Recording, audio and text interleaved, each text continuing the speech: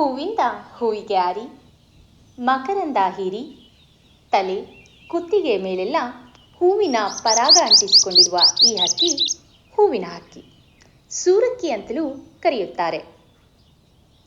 ನಮ್ಮಲ್ಲಿ 4 ಜಾತಿಯ ಹೂವಿನ ಹಕ್ಕಿಗಳನ್ನು ಕಾಣಬಹುದು. ನೀವು ಇಲ್ಲಿ ನೋಡುತ್ತಿರುವುದು ಕಡುನೀಲಿ ಜಾತಿಯ ಹೂವಿನ ಹಕ್ಕಿ. ಗಂಡು ಹಕ್ಕಿಯ ಬಣ್ಣ ಅಚ್ಚಗಪ್ಪು ಎನ್ನುವಷ್ಟು ಗಾಢವಾದ ನೀಲಿ. ಬಿಸಿಲಿನ ಕಿರಣಗಳು ಇದರ ಮೇಲೆ ಬಿದ್ದು ಪ್ರತಿಫಲಿಸಿದಾಗ ಮಾತ್ರ ಹೊಳೆಯುವ ನೀಲಿ ಬಣ್ಣ ಕಾಣಬಹುದು. ಹೆಣ್ಣು ಹಕ್ಕಿಗೆ ಹೊಟ್ಟೆ ಮತ್ತು ಎದೆ ಹಳದಿ ಬಣ್ಣ, ದೇಹದ ಮೇಲ್ಭಾಗ ತಿಳಿ ಹಸಿರು ಮಿಶ್ರಿತ ಕಪ್ಪು ಬಣ್ಣ.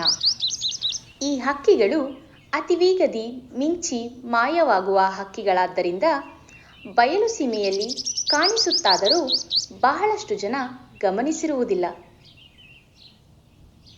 ಹೂವಕ್ಕಿ ಗೂಡು ಕಟ್ಟಲು ಜೇಡರ ಬಲೆ, ಹತ್ತಿ, ತೊಗಟೆ ಚೂರು, ಬಟ್ಟೆ ಚೂರುಗಳನ್ನು ಒಂದೊಂದೇ ಸಂಗ್ರಹಿಸಿ ಗೂಡು ಕಟ್ಟಲು ಶುರು ಮಾಡಿದೆ.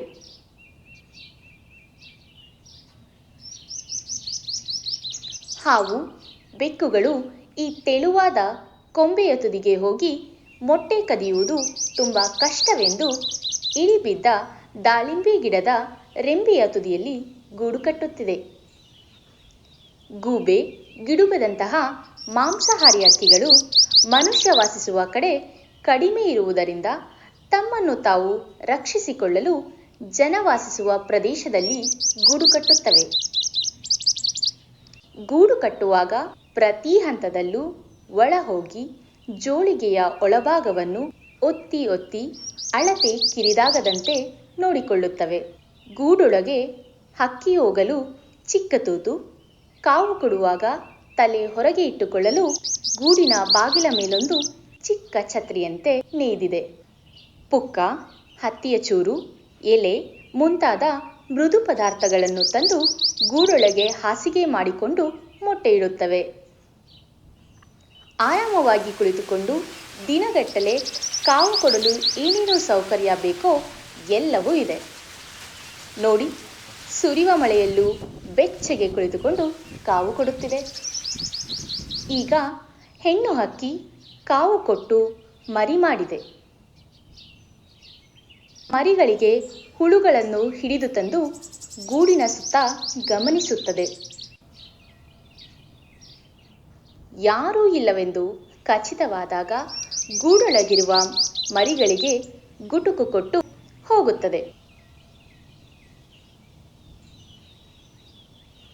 ಆಗಾಗ ಗೂಡಿನೊಳಗಿನ ಮಲಚೀಲ, ಕಲ್ಮಶವನ್ನು ಕೊಕ್ಕಿನಿಂದ ಹೊರತೆಗೆದು ಗೂಡನ್ನು ಸ್ವಚ್ಛವಾಗಿಡುತ್ತದೆ.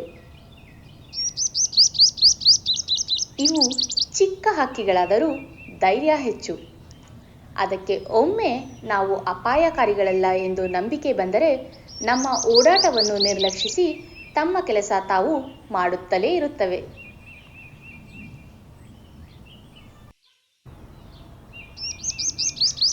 ಒಮ್ಮೆ ಗೂಡಿನಿಂದ ಹೊರಬಂದ ಮೇಲೆ ಹಕ್ಕಿ ಮರಿಯು ಸ್ವತಂತ್ರವಾಗಿ ಹಾರಲು ಕಲಿಯುತ್ತದೆ.